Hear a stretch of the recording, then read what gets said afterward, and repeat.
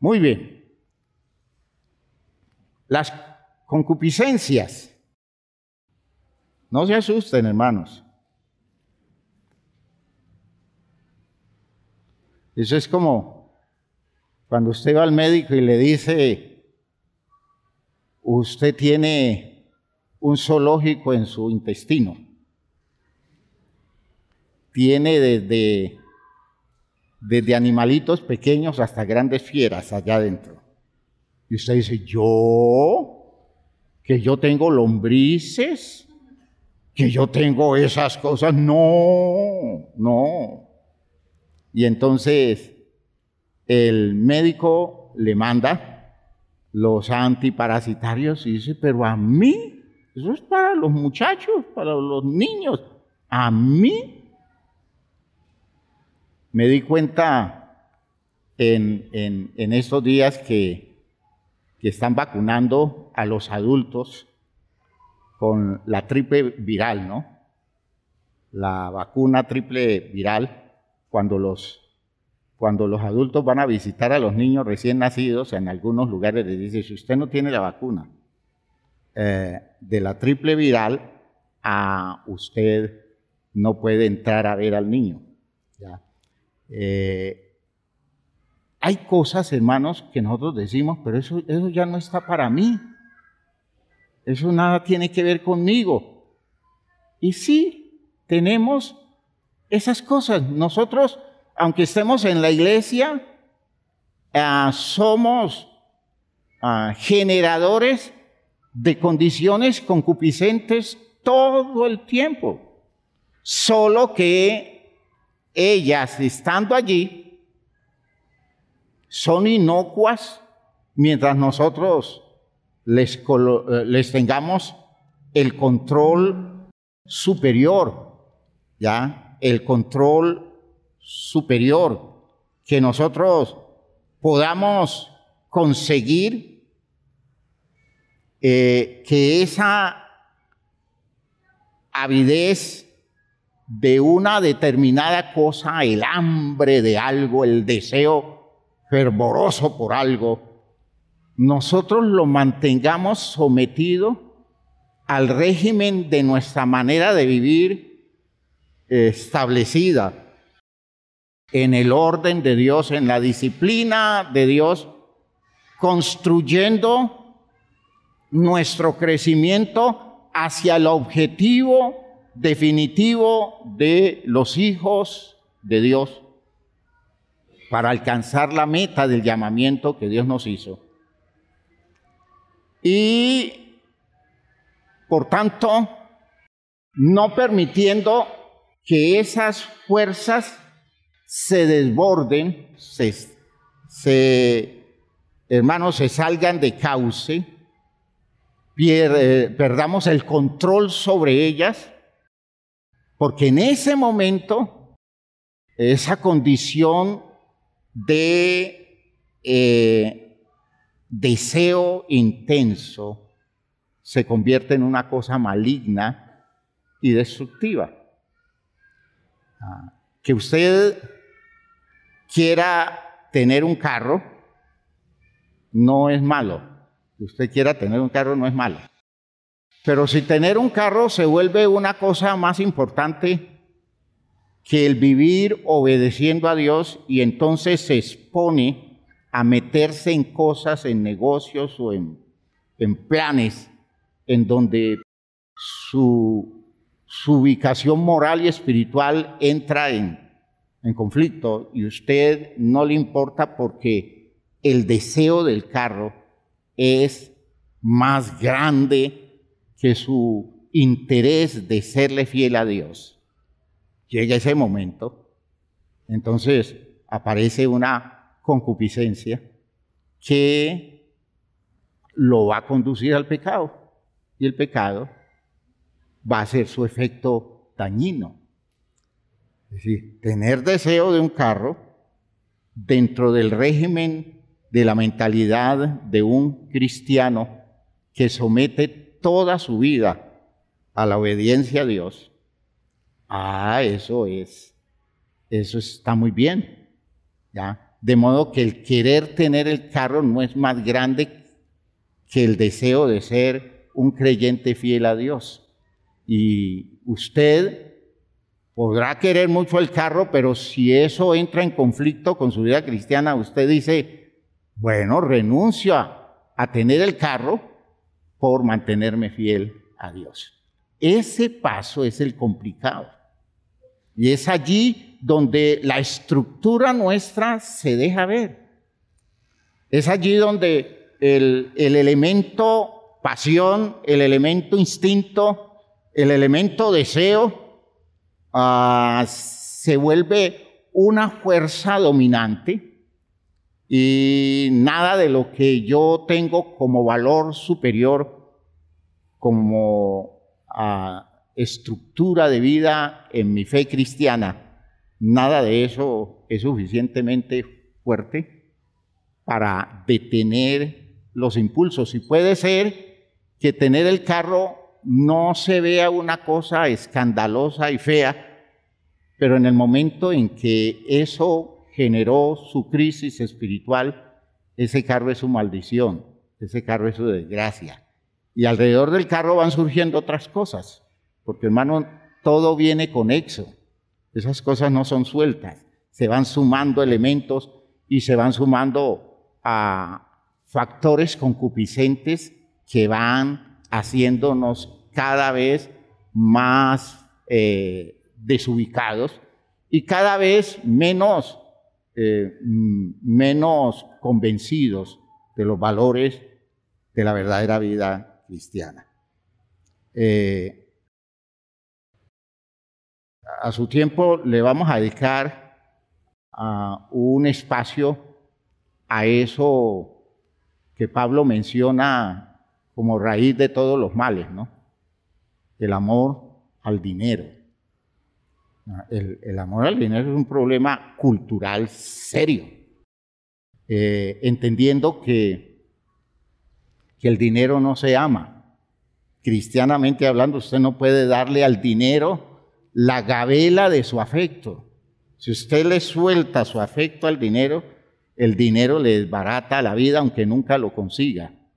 Porque no es lo que consigue lo que lo desbarata a uno. Lo que lo desbarata a uno es el sentimiento de necesidad, de apego, de aprecio desmedido por algo que Dios nunca lo ha considerado fundamental para la vida nuestra. Entonces, entiendan, hermanos míos, que las concupiscencias nunca se irán de nosotros y eso no nos hace malos.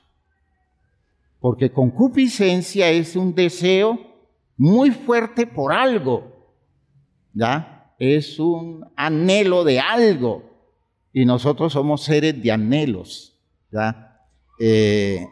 Y cualquier cosa que usted anhele, por buena que sea, cuando se sale del territorio donde debe estar metido, haciendo parte del sistema que estructura la vida suya, que lo está guiando hacia el cumplimiento de la voluntad de Dios, todo eso que se sale de allí, hermanos míos, se convierte en una fuerza maligna, concupiscente, maligna y muy destructiva.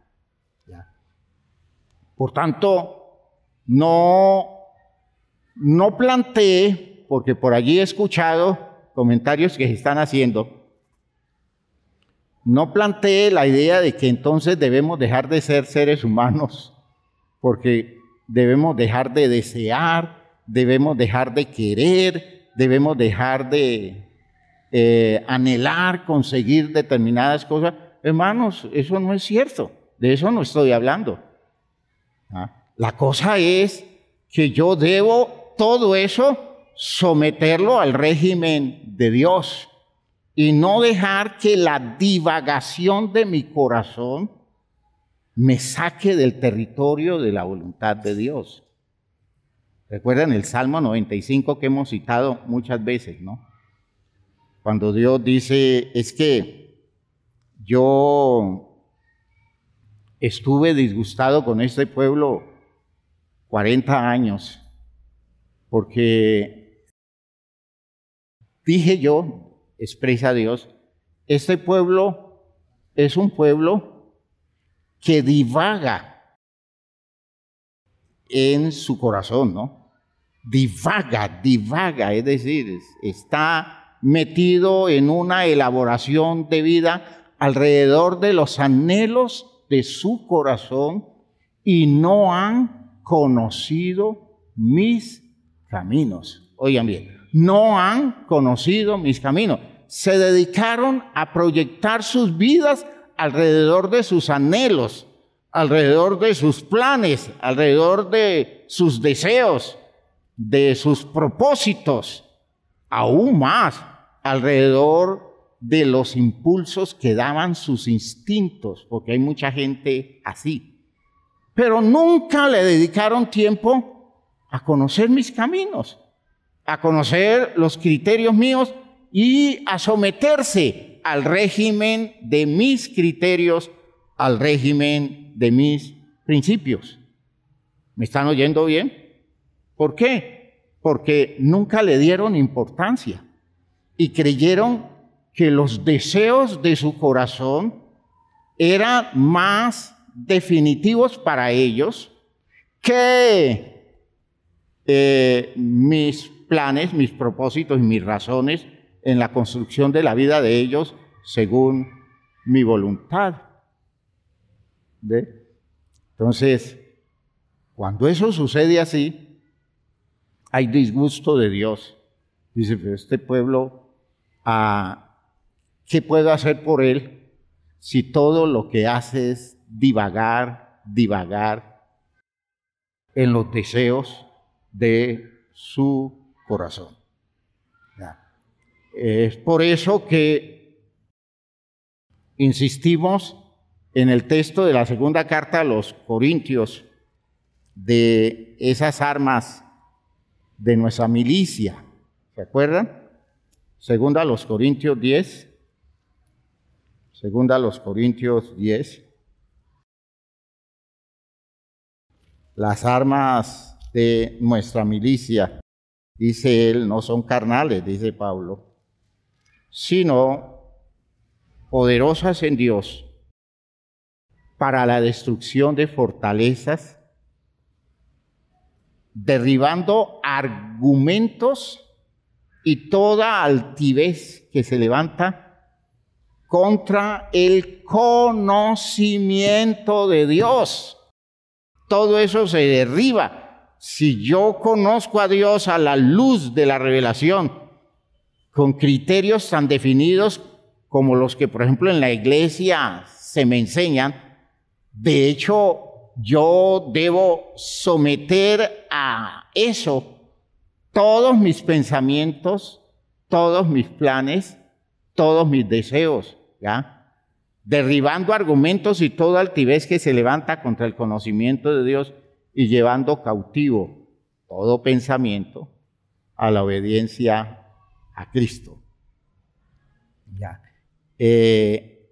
Eso cuando usted va entendiendo, se va dando cuenta que es un trabajo continuo, porque de donde menos espera usted salta la liebre.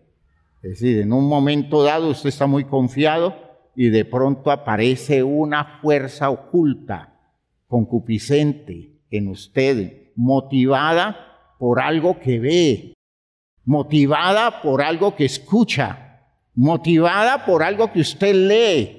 Hay gente que se ha vuelto asidua, seguidora de los impulsadores de este mundo a través de las redes sociales, y ellos comienzan a bajar todas las resistencias cuando esas personas les hablan y les muestran cosas, y las personas no se dan cuenta que ese descuido es fatal.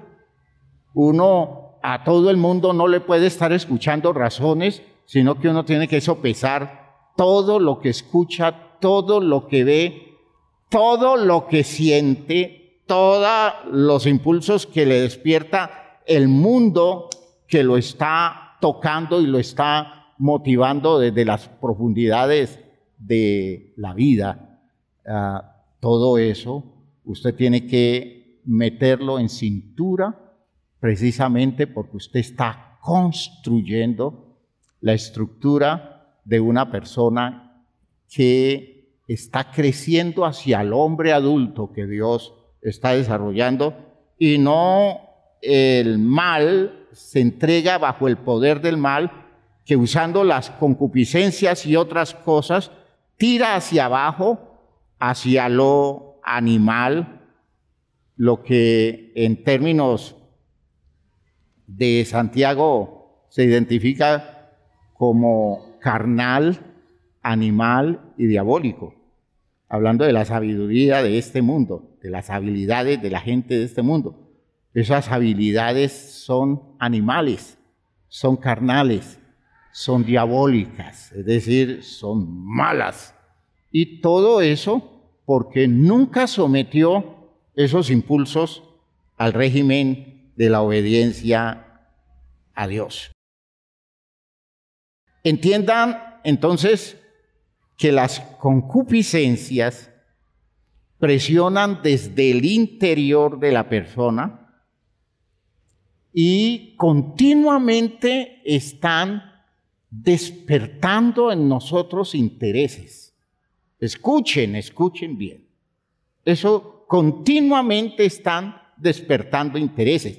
Intereses que se van remoldeando según la edad. Se van acomodando según la edad. Y usted renueva digámoslo así, como el patrón de las fuerzas concupiscentes que lo presionan todo el tiempo. ¿Ya? Anteriormente, de muchacho, eran ciertas cosas muy elementales y lo arrastraban, lo metían de lleno en cosas que a veces salir de ellas le costaba trabajo porque eran cosas que le dañaban la vida. Pero con el paso del tiempo esas cosas dejan de ser porque no tienen importancia ya. Aparece con los años otro tipo de fuerzas concupiscentes. Fíjese que cada edad tiene el poder de fuerzas concupiscentes que tratan de controlarnos y de dominarlo. Los deseos nuestros no permanecen iguales todo el tiempo. Los impulsos no permanecen iguales. El poder de los instintos que en su manifestación en nosotros va cambiando con la renovación que va produciendo la biología en nosotros. Ese cambio de condiciones estructurales por las sustancias químicas que suben o que bajan según la edad, hermanos míos, eso va produciendo otro tipo de intereses, deseos, impulsos. Y entonces nosotros pensamos, es que uno ya de viejo, uno ya no tiene esas cosas de muchacho, pues no tiene las de muchacho, tiene las del viejo, ¿ya? Y son tan graves y son tan dañinas las unas como las otras, ¿ya? Son muy dañinas, son muy destructivas, son fuerzas pasionales, son deseos fuertes que están allí buscando caminos para manifestarse. Y nosotros decíamos en el texto de Santiago, ¿recuerdan? Santiago 1. Santiago 1. La realidad de las concupiscencias es reconocida en la Biblia como una condición real, poderosa, que nosotros debiéramos someter. Dice en el capítulo 1, versículo 12, Santiago: bienaventurado el varón que soporta la tentación. Entiendan que la tentación es una cosa que se presenta como atractiva y se vuelve tentación en el momento en que lo atractivo de lo que se muestra contradice los territorios de nuestra fe. ¿Sí me oyeron? ¿Ya? Entonces, la tentación es esa condición en la que nosotros estamos expuestos a vivir por debajo de lo que Dios espera que nosotros vivamos, vivir por debajo del nivel de estructura que nosotros debemos tener. Y claro, expuestos a eso, fracasamos. Si yo debiera tener un nivel de estructura, pero yo no tengo ese nivel de estructura porque me he descuidado, porque me he abandonado, porque no he asumido el trabajo serio de construirme. Y entonces cuando se presenta una situación de demanda para la cual yo debiera estar preparado, aparece una cosa que yo no sé manejar, que yo no sé controlar, que me daña, que me, digámoslo así, que me desploma, me disminuye, y eso no debiera pasar, porque cuando se presenta un factor de tentación, en el presupuesto está que nosotros ya debiéramos tener recursos para enfrentarnos a eso y vencerlo. Dios no permite una tentación en un territorio donde nosotros no, digámoslo así, no debiéramos tener condiciones para manejarlas. Escuchen lo que estoy diciendo. Porque nosotros decimos es que Dios, el texto dice, Dios no deja que seamos tentados más allá de lo que podemos resistir. Ese es el presupuesto.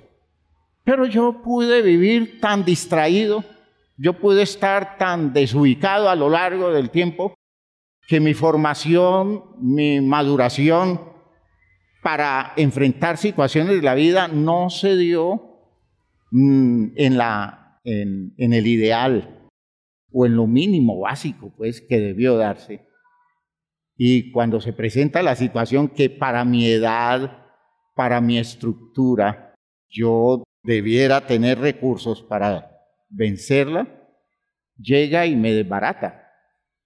Y entonces esa tentación obedece a descontroles internos míos. Es decir, esa tentación que me vence, que me domina, que me somete, obedece a condiciones mías por dentro que yo no he colocado en el sitio preciso, que yo no he manejado idealmente, cosas que han adquirido mucha fuerza en el orden negativo y se desbordan en la vida mía en el momento en que estoy enfrentando una determinada situación. A veces uno, dándose cuenta de las debilidades estructurales de los hermanos, uno dice que no le vaya a dar ni una gripa, pensando en situaciones conflictivas, ¿no? Que no le vaya a dar ni una gripa, porque eso lo va a tirar al piso.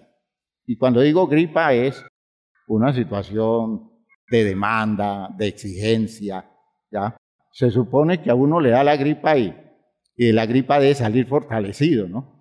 Aunque pase el momento duro de la gripa se vence, la gripa se somete, pero si usted tiene la estructura tan mala, las defensas tan bajas, es mejor que no se exponga ni a una gripa, porque una gripa lo mata de neumonía. Entonces, entiendan lo que les estoy diciendo. Si usted descuida áreas interiores suyas, fuerzas que usted debió tener sometidas ya, y usted las deja tan libres, y usted permite que se expresen tan espontáneamente en usted, llegada la situación, ese territorio que usted no controló, que usted no disciplinó, que usted no sometió al régimen de Dios, eso se expresa con agresividad en ese momento crítico, y eso que usted debió pasar fácil, esa situación que no debió ser problemática, en usted se convierte en una situación conflictiva, tremendamente difícil, que se escapa usted de perder su vida espiritual porque no tiene manera de enfrentar eficazmente ese tipo de situaciones que normalmente usted debió vencerlo fácil. El problema entonces no está en las situaciones que tenemos que enfrentar. ¿Ve? El problema está en la estructura que nosotros tengamos para enfrentar esas situaciones. Entonces, por eso dice el texto, bienaventurado el varón que soporta la tentación, porque cuando haya resistido la prueba, recibirá la corona de vida que Dios ha prometido a los que le aman. Es decir, el que pasa por encima del factor tentador, porque no deja que tome el control de áreas de su vida y lo ponga a funcionar por debajo de la demanda que Dios le está haciendo. Hermanos míos, esa persona al final recibe la corona de vida, entiendan.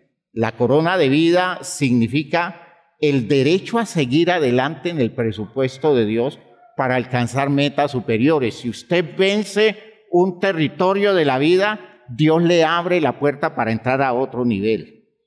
Si usted no vence ese territorio de la vida, tiene que dar la vuelta y comenzar a construir la victoria sobre esa situación, porque va a volver a pasar por la situación.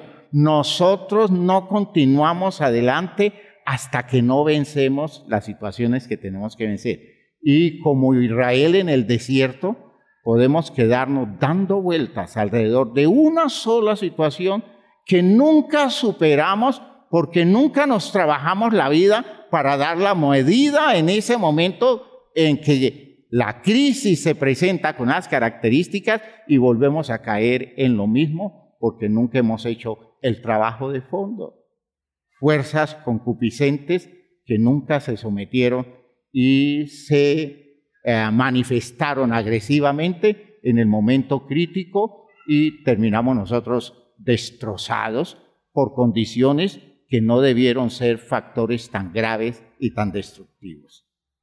Hay gente que la pérdida sola de una amistad le genera una crisis de orden emocional, de orden afectivo tan grave que se desploma.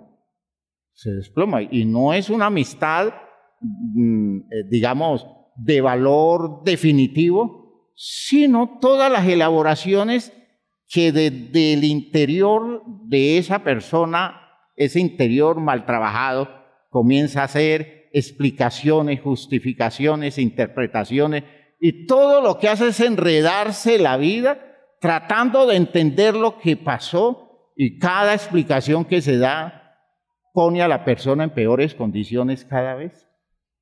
Ya, por ejemplo, las explicaciones que se dan porque la otra persona ha sido desleal, ha sido una persona de mala fe, porque además se unió con otras personas para hacerle agresión y se mostraron enemigos traicioneros y le dieron la espalda cuando más lo necesitaba. Entonces usted comienza a darse las explicaciones que son explicaciones concupiscentes, son cosas pasionales, son condiciones de anhelos interpretativos que están allí guardados. Cuando a mí me pase esto, yo entenderé el asunto de esta manera, y lo tengo allí guardado para cuando aparezca el suceso, entonces le meto la interpretación mal elaborada, pero guardada, que allí tengo, porque nunca trabajé eso seriamente. ¿Ya? Fuerzas pasionales que se desbordan, y la rabia, la frustración y el espíritu vengativo, y hermanos míos, esa hazaña que se despierta, que hasta el rostro les cambia.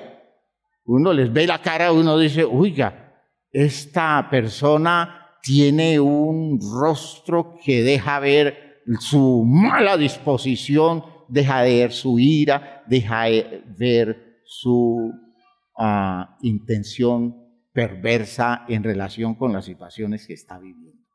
Se le dañó el corazón. ¿Por qué? Porque interpretó terrible. ¿Y por qué interpretó terrible? Porque llevaba guardado un almacén de pasiones, un almacén de anhelos interpretativos. Las cosas hay que verlas así, las cosas hay que entenderlas así. Y claro, lo construyen caminos interpretativos y cuando llega la situación por allí se meten. ¿Por qué? Porque nunca enfrentaron eso, nunca dijeron yo, ¿por qué voy a pensar así? ¿Por qué tengo que ver las cosas así? ¿Por qué tengo que entender la situación de esa manera? No, yo no puedo malignizar las cosas tanto. Yo no puedo estar buscando justificación maligna a las cosas que están sucediendo y son tan naturales. A veces la gente le dice a usted, oiga, no, eso no es así, las cosas son de otra manera, no le dé tanta importancia a eso no es tan grave, eso no es tan... Ah, claro, como no es él, como no es ella, y vamos entrando a crear todo un programa maligno de interpretación. Que Dios nos guarde que nos suceda algo así, porque por allí nos vamos, por allí nos deslizamos. Ese es el poder de concupiscencias, deseos, anhelos interpretativos que tenemos acumulados y que tarde o temprano las sacamos y los usamos, porque eso es lo que hemos construido para entender cosas que se van a presentar en la forma que esa situación se ha presentado. Esas son tentaciones. Espero que allí me estén entendiendo, ¿no? Tentaciones. Por eso dice él, cuando alguno es tentado, no diga que es tentado de parte de Dios. ¿Por qué?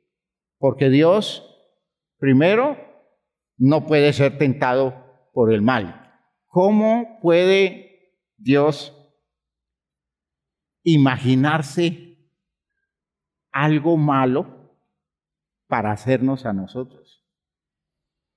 Escuche lo que está diciendo. El mal tocó a Dios y logró crear en la mente de Dios un mal deseo contra nosotros, un plan perverso contra nosotros, un programa por el cual nosotros vamos a sufrir, vamos a ser dañados. Hermanos, ¿será que el mal puede despertar en Dios deseos malos? ¿Tendrá el mal poder sobre Dios? Hermano, Dios nunca tiene malos pensamientos. ¿Está oyendo eso? Qué difícil es creer eso, ¿no? Con el mundo que conocemos es muy difícil creer que exista alguien que nunca tenga un mal pensamiento. Dios nunca ha tenido un mal pensamiento contra nadie, ni contra el diablo, contra nadie. Todos los pensamientos de Dios para con sus criaturas son pensamientos de bien. Que los seres humanos y las criaturas en general no se acogen al pensamiento de Dios, sino que lo descartan, eso es otro problema. Pero hermano, Dios no produce malos pensamientos contra nosotros. Dios no puede ser tentado por el mal y por tanto Dios no puede tentar a nadie. Porque tentar es inducir a alguien a que haga algo malo en razón a las debilidades internas que tiene. Entienda que el poder de la tentación es un poder inteligente. Escuchen, el poder de la tentación es un poder inteligente. Porque el poder de la tentación llega a la vida nuestra buscando tocar nuestros puntos débiles, nuestras condiciones frágiles, nuestra estructura mal trabajada en esos territorios en que nosotros no estamos preparados o cimentados para enfrentar alguna situación. Las tentaciones, que son fuerzas culturales poderosas, hermanos míos, son inteligentes. Si a nosotros, en eso de las redes sociales, a nosotros nos estudian tanto y a usted le van produciendo una programación acorde con el perfil que van leyendo en usted, y a veces dan en el blanco, y con mucha frecuencia dan en el blanco, tanto que le ofrecen algo que cala perfectamente en su gusto, en su deseo, en su pasión, en su debilidad. Si eso lo hacen con las redes sociales, hermanos, a muchos niveles ese poder tentador está obrando, y ese es el poder del mal, que es inteligente. Usted no es tentado en áreas en las que usted no va a caer, porque no se le va a perder el tiempo en lo que usted es fuerte. Yo me acuerdo que el hermano Campo decía que él le decía al Señor más o menos la idea, que él quería llegar a la cárcel por la causa del Evangelio. Y en muchas ocasiones estuvo expuesto a que lo metieran a la cárcel, vendiendo, por ejemplo, Biblias en un lugar público donde en esa época pues los perseguían y los metían a la cárcel. Y se expuso muchas veces y nunca lo metieron a la cárcel, porque él quería enfrentar eso como una experiencia espiritual. De hecho, Dios dijo, pues en eso sos fuerte. Tú no necesitas ser demandado en un territorio donde nada va a pasar y nada va a estimular en la formación tuya. Pero el hermano Campos se tuvo que enfrentar a las cosas que para él era muy dura enfrentarlas, y fue la enfermedad de sus hijos.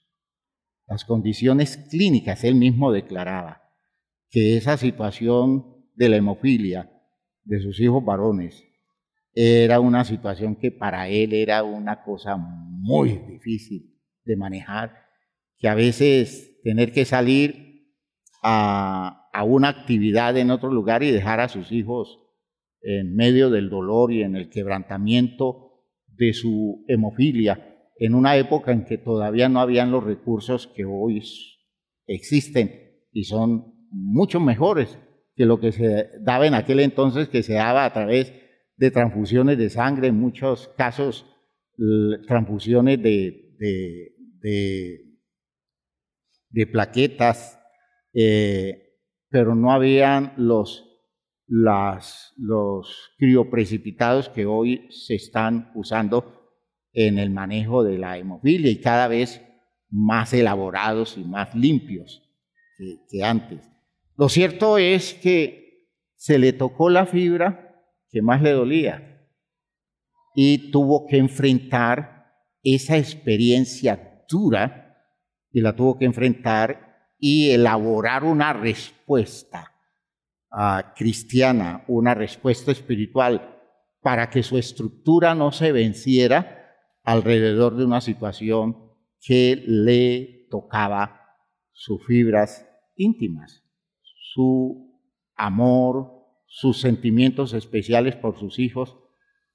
Los hijos uno espera que estén bien todo el tiempo, y uno necesariamente tiene que sufrir con el dolor de ellos. Yo me lo imagino a él viviendo esas situaciones y enfrentando su ministerio.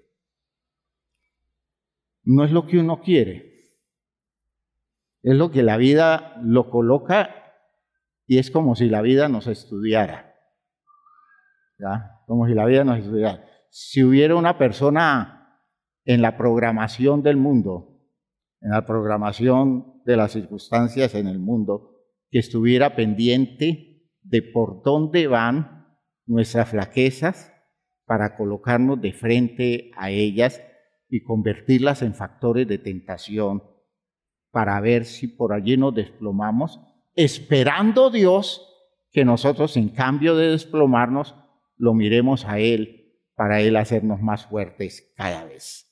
Gloria a Dios. ¿Me están entendiendo, hermanos míos? A eso estamos enfrentados todo el tiempo. Y entonces, por eso Santiago concluye la idea diciendo, Dios no puede ser tentado por el mal, ni Él tienta a nadie, sino que cada uno es tentado cuando de su propia concupiscencia, lo voy a leer en términos que no se vea tan feo esa palabra se oye feo. Cuando de sus propios deseos, cuando de sus propios anhelos, cuando de sus propios gustos, cuando de sus propios planes que ha venido construyendo en el interior de su corazón, cuando de sus propios sentimientos, cuando de sus propios impulsos, de sus propios instintos, es atraído y seducido. Atraído y seducido. ¿Cómo no me va a atraer mi deseo?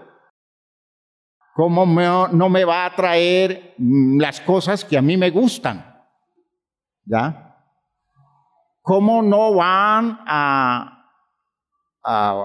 digamos, a imponerse aquellas cosas que tienen que ver con mis anhelos, viejos anhelos, anhelos trabajados, anhelos pasivamente aceptados durante mucho tiempo? ¿Cómo no va a llegar ese momento en que esos anhelos se manifiesten de tal forma que logran, digamos, inundar el territorio de mis posibilidades, de mis expectativas existenciales, haciendo que yo opaque el poder de Dios en mí, la realidad de Dios en mí, la claridad de Dios en mí? Y cuando eso aparece así, se vuelve una fuerza de dominio, cuando de su propia concupiscencia es atraído y seducido. Entonces la concupiscencia, después de que ha concebido, ha construido en mí, ha elaborado todo un plan, ha construido un proyecto existencial alrededor de ella, un deseo que se vuelve fuerte y construye planes en mi corazón, en mi mente, en mis sentimientos y desborda mis emociones. Entonces, ya construido, el resultado es que al final va a aparecer el pecado. ¿Ya? La concupiscencia como tal no es pecado. El deseo como tal no es pecado. ¿Ya? No es pecado desear. El pecado es que el deseo me lleve hacia un territorio donde la voluntad de Dios no se esté cumpliendo. De modo que meterme en el deseo que no se consuma en la voluntad de Dios, aparece el pecado. ¿Me están oyendo? Eso es lo que hace que aparezca el pecado. ¿Ya? Y el pecado es lo que me destruye. ¿Ha quedado clara la idea? ¿Cuánto de eso está en usted engendrándose? Usted ya lo concibió y está creciendo la criaturita ya. ¿Ya? Una fuerza concupiscente que está tomando cuerpo desarrollado, ya tiene bracitos, ya tiene los ojitos y hasta corazón tiene. ¿Ya? Está usted generando una condición que van a hacer. Y usted no se está dando cuenta a dónde lo va a llevar, en qué se va a meter. Pero usted ya lo está construyendo y no hace conciencia. No hace conciencia porque no hace meditación, porque no hace reflexión, porque no se enfrenta a sus expectativas y las saca a la luz, de modo que eso sea iluminado con la luz de la palabra de Dios y usted pueda decir, esto sirve, esto no sirve, esto me va a hacer daño, presagio el lío en que esto me va a meter el día que esto adquiera la suficiente fortaleza para dominar mi vida. Hay deseos que hay que matarlos a tiempo. ¿Me está oyendo, hermano mío? Hay deseos que hay que matarlos a tiempo y asesinarlos con toda la sevicia del caso, ¿ya? Destruirlos definitivamente, porque uno no les debe abrir la puerta. Uno no les debe abrir la puerta. Uno no les puede permitir que sigan creciendo, y cuando uno sabe dónde lo van a meter, porque ya Dios le va mostrando a uno por dónde se va a meter la vida, entonces uno dice, hasta aquí te permito. Y se dedica a desmontar y busca ayuda. A veces se necesita ayuda, una orientación válida para hacerle frente a anhelos, a planes concupiscentes que usted todavía no los dimensiona como tal porque no han aparecido a ese nivel, pero que si los deja crecer, se vuelven monstruos que le van a quitar la vida espiritual que usted tiene. ¿Quedó clara la idea hasta aquí? De modo que el asunto es estar despierto, estar conscientes. Pónganse de pie, hermano. Pónganse de pie.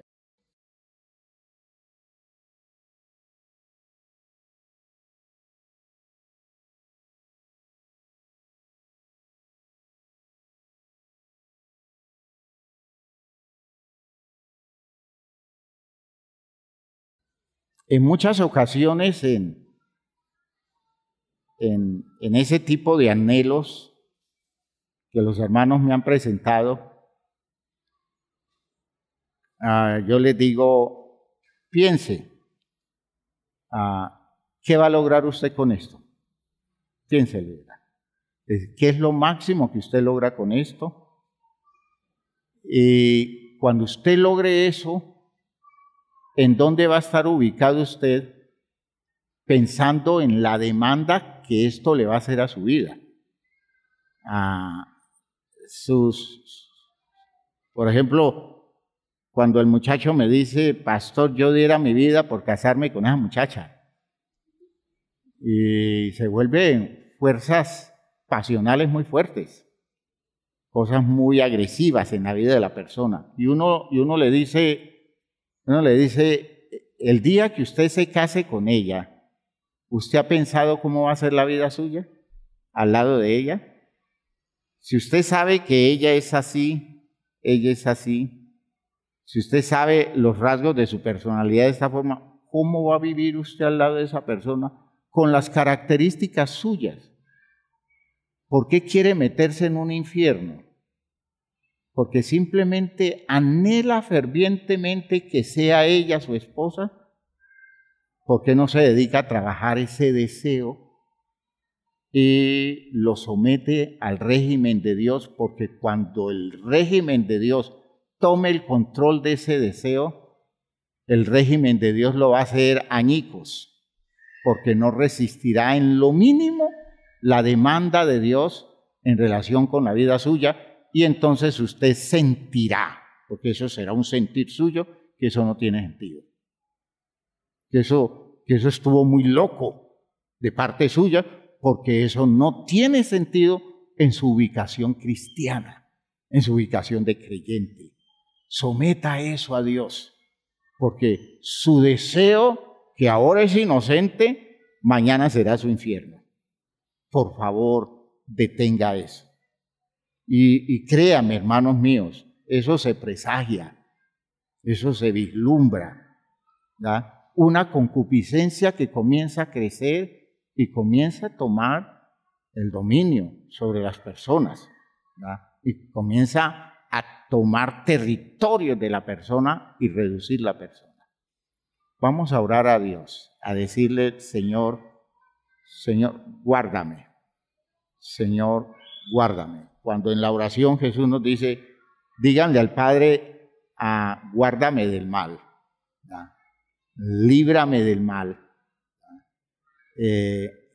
Es una cosa muy real, porque el mal puede estar creciendo en usted.